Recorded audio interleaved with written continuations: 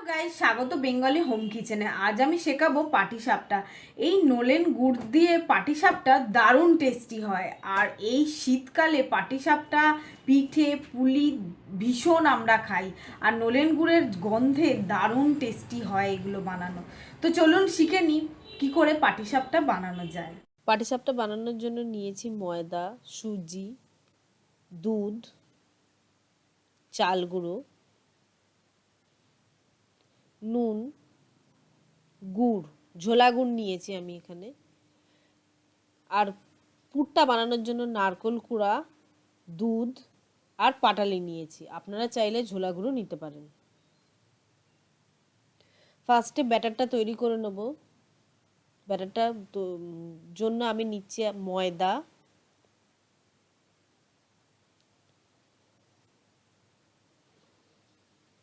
সুজি। আমার ইনগ্রিডিয়েন্টসের detail description বক্সে দেওয়া থাকে, কত কি পরিমাণ নিয়েছি প্লিজ চেক করে নেবেন। 1 চিমটে নুন। এবার চাল গুঁড়ি দিচ্ছি, দিয়ে শুকনো ইনগ্রিডিয়েন্টসগুলো আগে মিক্সড করে নিচ্ছি। নিয়ে অল্প অল্প দুধ দিয়ে এটাকে গুলতে হবে। নর্মাল দুধ দেবেন, গরম দুধ দেওয়ার দরকার নেই, নর্মাল টেম্পারেচারের দুধ দিলেই হবে, রুম টেম্পারেচারের দুধ আর কি। দিয়ে আস্তে আস্তে ভালো করে মিক্সড করে মিশ্রণটা মাখতে হবে, ব্যাটারটা করতে হবে, যাতে কোনো রকম লাম্পস না থাকে, মানে কোনো রকম ডেলা না থাকে।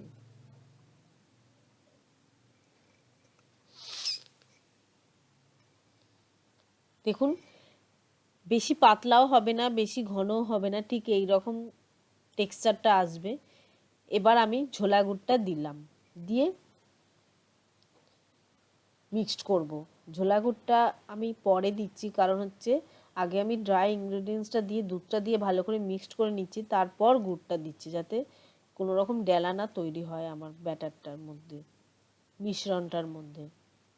দেখুন, গুড় দিয়েছি বলে খুব সুন্দর কালার হয়েছে। আপনারা চাইলে এতে চিনি বা চিনি গুঁড়ো ব্যবহার করতে পারেন। এবার এটাকে আমাকে 3 থেকে 4 ঘন্টা রেখে দিতে হবে মিশ্রণটা। এবার আমি গ্যাসে কড়াটা বসালাম, বসিয়ে কড়াটা একটু গরম হলে দুধ দেবো। দুধ দিয়ে এবার নারকোলটা দেবো। আমি দুধ দিই নারকোলের পুরটা বানানোর জন্য, কারণ হচ্ছে দুধটা দিলে নারকোলের পুরটা খুব নরম মতো হয়, আর গুড়টা দেওয়ার পর তাড়াতাড়ি গলে যায়। এই সময় গ্যাসটা একদম কমিয়ে দেবেন, একদম লো ফ্লেমে রাখবেন। দেখুন, গুড়টা গলতে সময় লাগবে, তাই দুধটা দিয়েছি। দেখুন, 1 মিনিট পরে আমার গুড়টা খুব নরম হয়ে গেছে, খুব সুন্দরভাবে দেখুন গলে যাচ্ছে। আপনারা চাইলে এতে ঝোলা গুড়টা দিয়েও করতে পারেন। আমার পাটালি দিয়ে করতে সুবিধা হয় বলে আমি পাটালি দিই। ঝোলা গুড় দিলে অবশ্য দুধ না দিলেও চলে। দিয়ে ভালো করে মিক্সড করতে হবে। দেখুন, ভালো করে মিক্সড করার পর গুড়টা কি সুন্দর কালার এসছে। এবার এটাকে আরও ড্রাই করতে হবে, এক মিনিটের মতো। আর একটুখানি ড্রাই করলেই হবে, বেশি ড্রাই করলে আবার শুকোলে কিন্তু আরও ড্রাই হয়ে যাবে।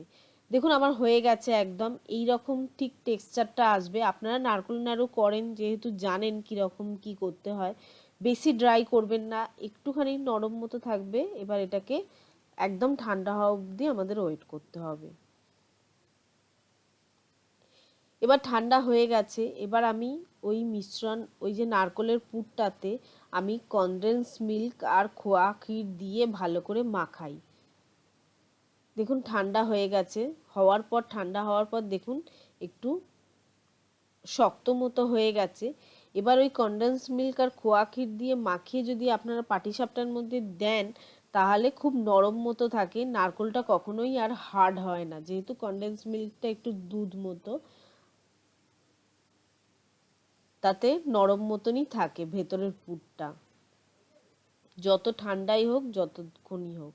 আর ক্ষীরটা দিলে টেস্ট তো সত্যিই খুব ভালো হয় খেতে। ক্ষীর দিতেও পারেন, নাও দিতে পারেন, এগুলো অপশনাল।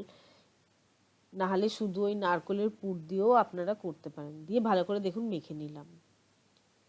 এবার আমার ব্যাটারটাও রেডি হয়ে গেছে। এখানে 4 ঘন্টা পর দেখুন একদম ব্যাটারটা খুব সুন্দরভাবে রেডি হয়ে গেছে। ঠিক ওই রকম ব্যাটারটা হবে, বেশি পাতলাও হবে না আর বেশি শক্ত হবে না। যদি ব্যাটারটা শক্ত হয়ে যায় তাহলে একটু দুধ মিশিয়ে নিতে পারেন। আমি এখানে 1 পলা সাদা তেলের সঙ্গে 1 পলা ঘি মিক্সড করে নিয়েছি ভাজবার জন্য পাটিসাপটাগুলো। আমি এখানে লোহার চাটু ইউজ করেছি। লোহার চাটুটার একদম মিডিয়াম, একদম লো আঁচে বসিয়েছি। বসিয়ে 1 চামচ ঘি দিয়েছি। দিয়ে আমি 2 থেকে 3 চামচের মতো আমি ব্যাটারটা দিলাম। দেওয়ার পর চামচের পেছন দিয়ে টেনে টেনে আমি যত পাতলা করা যায় সেই রকম পাতলা করেছি। আমার চামচের পেছন দিয়ে করতে, মানে চামচ দিয়ে করতে আমার খুব সুবিধে হয়। আপনারা যদি ওই বেগুনের ওই বোটা দিয়ে বা দেশলাই বাক্সের খোল দিয়ে করলেও করতে পারেন। দিয়ে হালকা করে অল্প ঘি ছড়ালাম চারদিকে। ছড়ানোর পরেই আমি উল্টে দেবো। খুব তাড়াতাড়ি ইজিলি উঠে যায়। একটুখানি আস্তে আস্তে যত্ন করে করবেন, একটু সাবধানে করবেন। দেখুন খুব সুন্দরভাবে উল্টে গেছে। এবার উল্টে যাওয়ার পর আমি ওই নারকোলের মিশ্রণটা ভেতরে দিচ্ছি। দিয়ে এটাকে এবার রোল করব। গরম সাবধানে ধরে রোল করবেন। চেপে দেবেন একটু নারকোলটা, হ্যাঁ, যাতে আটকে যায়। দিয়ে এবার ফোল্ড করবেন। দিয়ে বেশিক্ষণ রাখবেন না চাটুতে, দিয়েই ফোল্ড করেই তুলে নেবেন।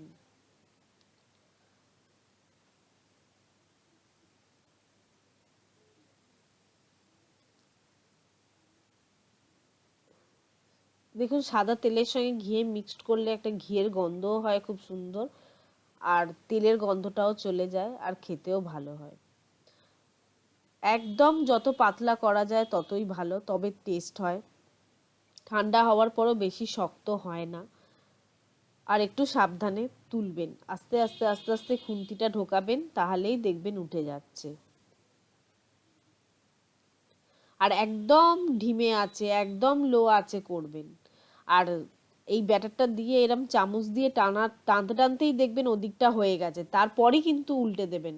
রাখলেই কিন্তু চিনি দেওয়া আছে, গুড় দেওয়া আছে, যেহেতু পেছন মানে এখানটা পুড়ে যেতে পারে।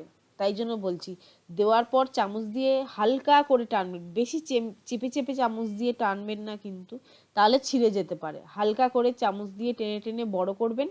করে তারপরে তাকে সঙ্গে সঙ্গে একটু ঘি ছড়াবেন চারদিকে, ছড়িয়ে উল্টে দেবেন। দেখবেন ঘিটা ছড়ালে ইজিলি আপনার পাটিসাপটাটা উঠে আসছে চাটু থেকে। অবশ্যই বাড়িতে ট্রাই করবেন, ট্রাই করে আমাকে জানাবেন কেমন হলো। আমার ভিডিও যদি ভালো লেগে থাকে লাইক করুন, শেয়ার করুন, কমেন্টস করুন। টাটা বন্ধুরা।